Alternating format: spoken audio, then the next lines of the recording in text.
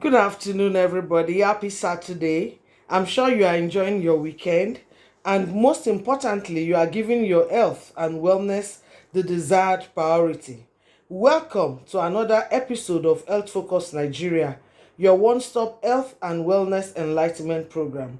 My name is Catherine Adunola Abimbola, the curator and anchor of the program. Please share this broadcast. Today, we are talking about diabetes.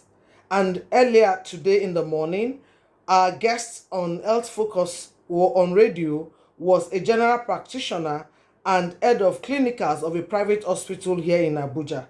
He is Dr. Patrick Ezie. He gave us an extensive information about diabetes. But let me quickly run our social media platforms handles by you again. Follow us on Twitter at healthfocusngr. Send us your email to healthfocusniger@gmail.com. Follow us on Facebook on Health Focus Nigeria. Subscribe to our YouTube channel, which is also Health Focus Nigeria. The link to the subscription on our YouTube channel is in the comment section. Send us your short messages on WhatsApp to 07040282777. Now, let me give you a brief, illustration or brief information about diabetes.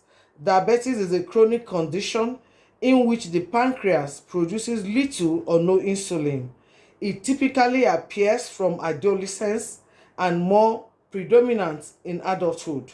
Symptoms of diabetes include increased thirst, frequent urination, excessive hunger, fatigue, and blood vision. The treatment of diabetes aims at maintaining normal blood sugar levels through regular monitoring, insulin therapy, dietary changes, and regular exercise.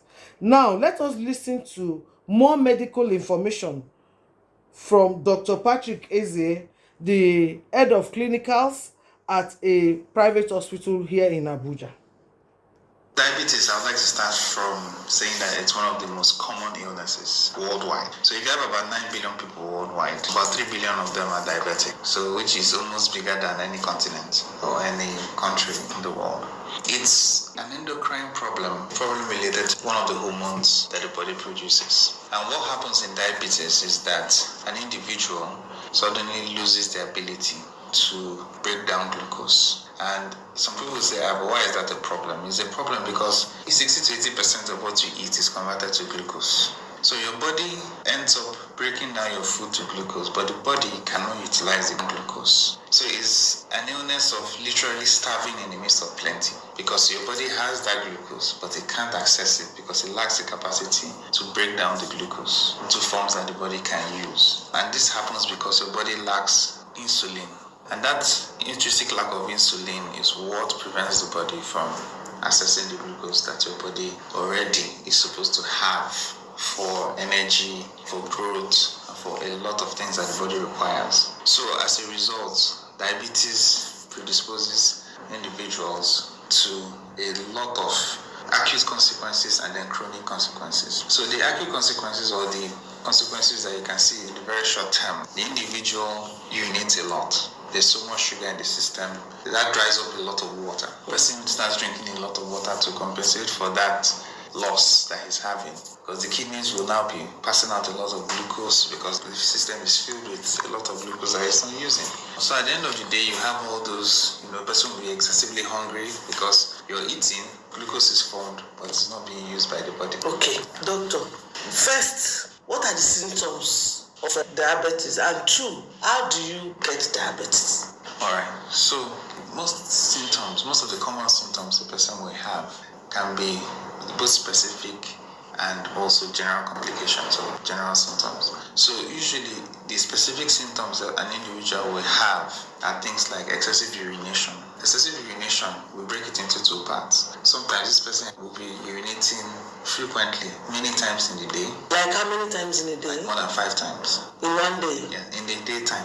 In the daytime? Yes, then there is the nighttime urination. So you see someone waking up 4 or 5 times in the night also to urinate. So normally, a normal individual shouldn't even wake up at night to urinate. Really? Yes, you should. Your body will store that urine. First thing in the morning, you urinate. That's the trend for most people. Because most of the time when people are asleep, it's difficult to even wake them from sleep. So if your urine is waking you from sleep, then there's usually a question mark there. Because dream states and sleep states are deep states. So anything that can rouse you to wake up is serious. So if your bladder is waking you up to urinate very frequently, then that means there's a problem. You need to check it. So diabetes is one of the things that can cause that. There's excessive hunger. This individual is always hungry because the food he's eating is converted to glucose, but the body can't use it because of insulin deficiency. Excessive urination, then excessive consumption of water. Those are the few symptoms you will see very early. Then it also goes further.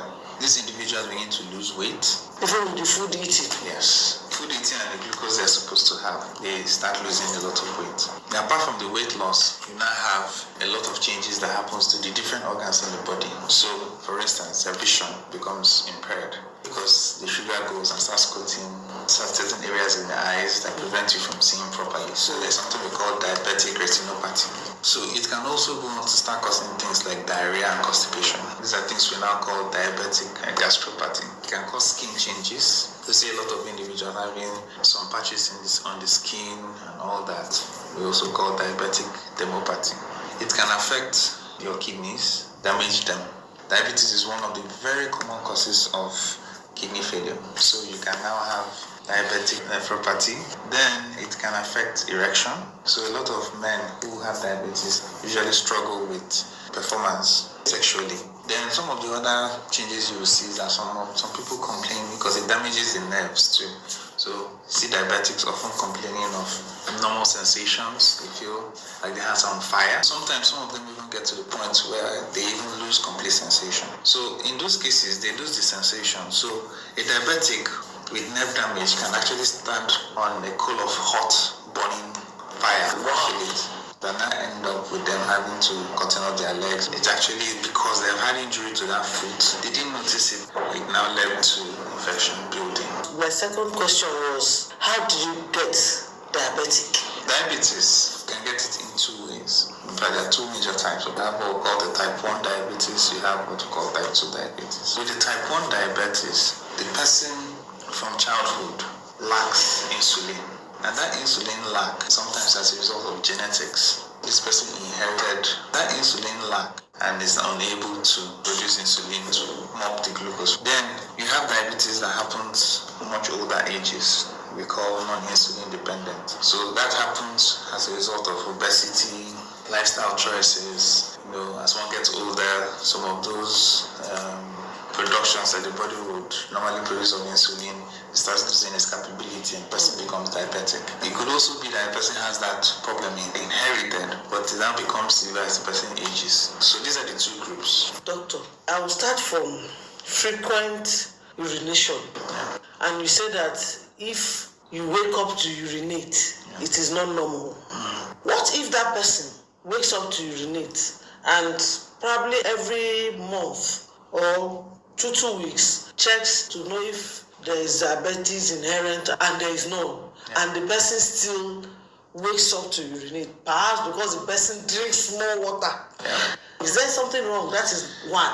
Okay. Two, some people believe that when you eat too much sugar, they are going to have diabetes. What are the things that predisposes us to diabetes in the form of lifestyle? For urination, if the person goes through that process, is checking and the sugar level is normal, there are other things that can cause you to have frequent urination, one of which is urinary tract infection. The other one is prostate issues. So men who have prostate issues usually have a lot of increased frequency of urination. Then of course there is also increased consumption of water. Yes, that happens. But when you now have it occurring almost every other day, then you now begin to know, because you will not be having increased consumption of water every day. Then other things are there too, like alcohol. Intake of alcohol can make you fast more urine at night. Then sometimes, but in very minimum of the population, you have people who have small bladders. Then they drink a little, they urinate more and all that. But on the top of the list, you are to see 10 people, 6 of them urinating more frequently is most likely diabetes. Then the others account for a smaller proportion. For instance, if I saw a woman and she's complaining of urinating frequently, I'll think of diabetes, then I'll think of infection. It's always a pointer to check yourself.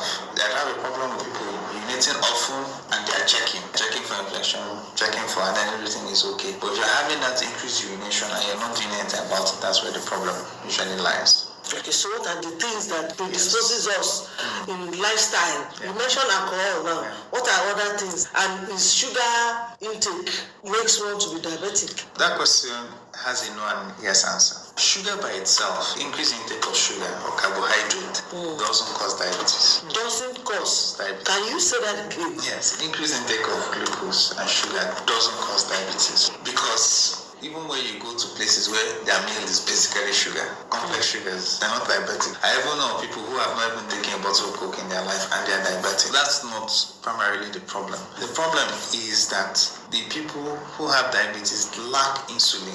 So the problem is that why sometimes that statement is a blanket statement but has some foundation of truth in it is because you don't know who has the tendency to have diabetes. Do you understand? If you say everybody be eating as much sugar as you want, it's possible that 60% of those people will not have diabetes. Then the 40 that have diabetes will now show they have that problem, have an issue, not because of the sugar they're consuming. So it's just like people who have other food allergies. There are some people who are allergic to nuts. If they eat granules, they will react. You won't say it's the granule that's causing them. They have that genetic problem within their body system that predisposes them to having the problem when they're exposed to that thing. So, for instance, you see people who drink Coke, don't have any problem. But once you have diabetes, you drink a bottle of Coke, you start having issues. So that is how it works. Okay. I want to take you back to that lacking of insulin.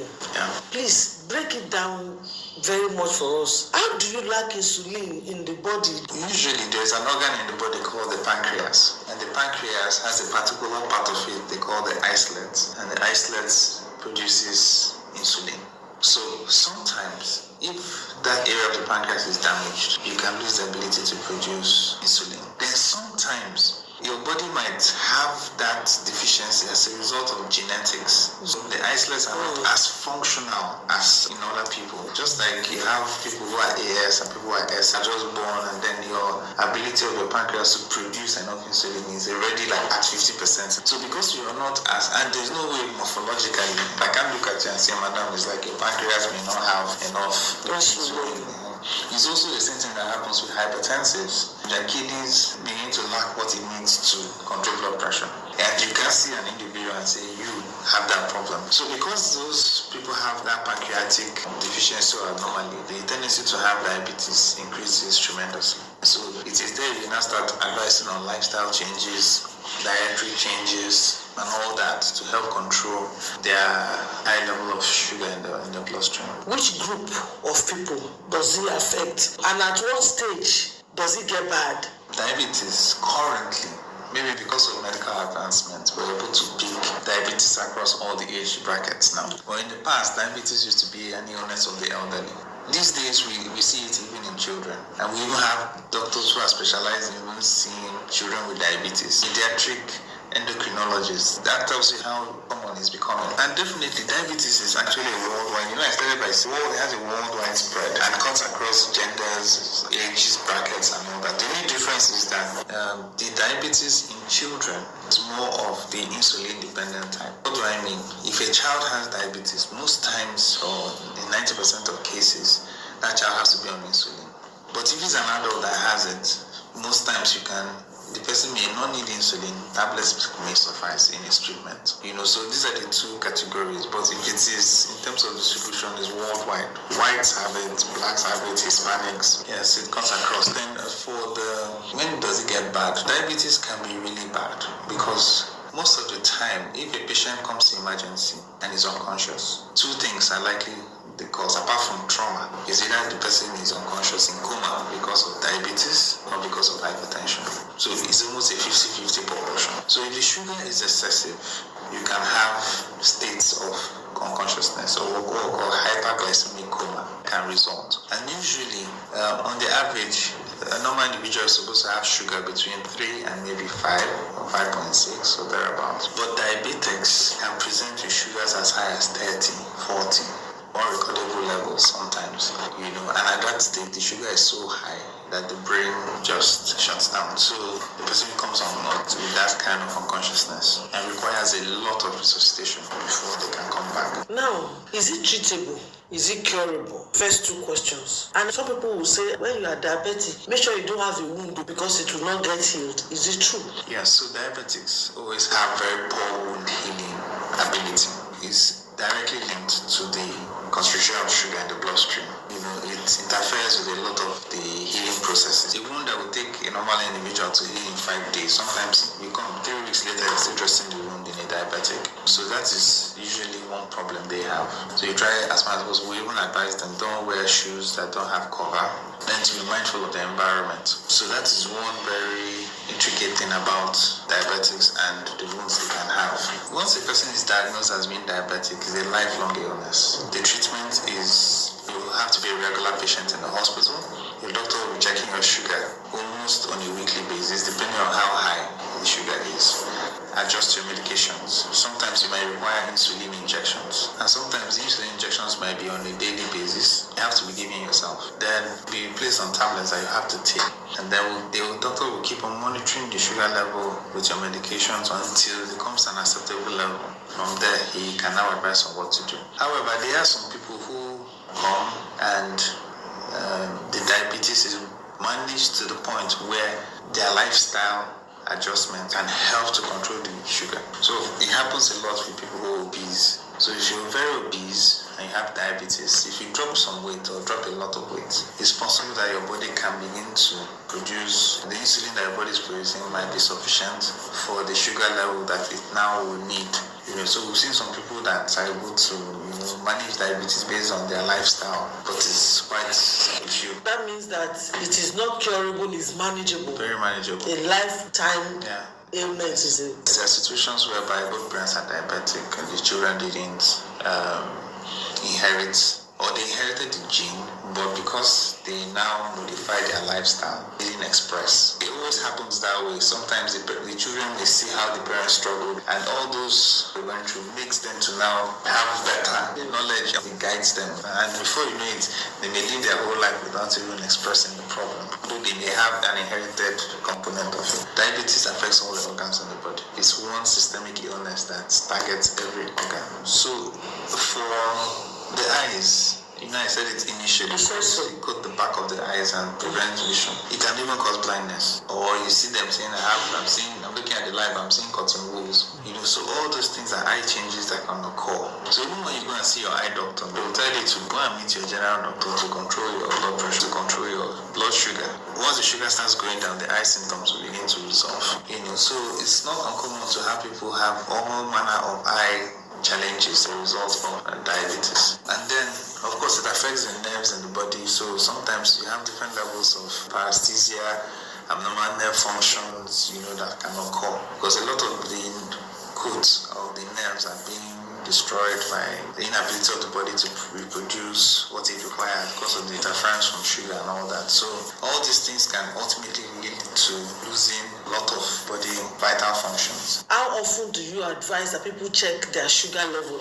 Well, these days I would say if you're not diabetic, maybe once every month or every 2 months. Ensure at least once every 3 months you do a health check, to be sure that you're okay, especially with advancing age. You never can tell. And if you find out early enough, it's easier to use dietary modifications to correct this problem. It's a very difficult illness to manage, not because of the drugs or the injections, no, but because you now have to stay away from a lot of things. So for instance, if I'm talking to a diabetic, if your sugar is very high, you cannot eat the rice, then other things are there too, like alcohol. You've heard it. Frequent urination. A sleep state. Dr. Patrick Ezie says a sleep state is supposed to be a rest state. That the moment you now start waking up in the middle of the night to go urinate frequently, consistently, is a pointer to diabetes. And the one that shocked me was that people can take whatever sugary content, but since they don't have the insulin challenge They are not likely to have diabetes. So the most important thing is to do regular checks. In fact, when he said that sugary intake is not that a prerequisite for anybody to to get diabetes, I was taken aback, and that was why I asked him to repeat what he said. But just like he rightly said, how will you know that your body system has insulin challenge? So let us check. He said every month, or at most every 3 months. It is important. This thing does not cause a arm and a leg. To be alive is important. And most, this one, I will say it, alcohol. You heard him now. Alcohol. Let me take it. This one will not cause anything. You don't even know the one that will cause something. So please, let us let our healthiness, let it be a point of priority for us. And that is why this program is here. So that we can remind ourselves. I know that some of us know these things, but we are just, lay back. Don't let us be lay back. A single lay back or a single nonchalancy can cause a lot. And all these things, there was a problem with the recording machine. All these things, it doesn't generate immediately. It doesn't show up immediately. It kept storing. So the most important thing is that let us take our health and wellness, let us take it more seriously. Let us give ourselves the desired, care that we need. Even when he said that old age, some things might not be longer be working in the body, but at least let us work towards the fact that even when the old age really come, we will still, at least to a reasonable level, be healthy. And he talked about obesity. Let us exercise very much. It is good for us. Even if it is a 30 minutes walk every day within your compound. You don't even need to go to the field. So this is where we join the curtain on today's episode of Health Focus, your health and wellness enlightenment program. Once again, please share this broadcast. Share it as much as you can share. Share it. And follow us on all our social media platforms. Our Twitter handle is at healthfocusngr. Email is healthfocusniger@gmail.com. WhatsApp is 07040282777. Follow us on Facebook, which is Health Focus Nigeria. Subscribe to our YouTube channel, which is also Health Focus Nigeria. The link to the subscription of our YouTube channel is in the comment section. Please share this broadcast. Until next week, when we come with another topical medical issue, my name is Catherine Aduola Abimbola, the curator and anchor of the program. Thank you for watching. Take care of yourself. I love you all. Bye.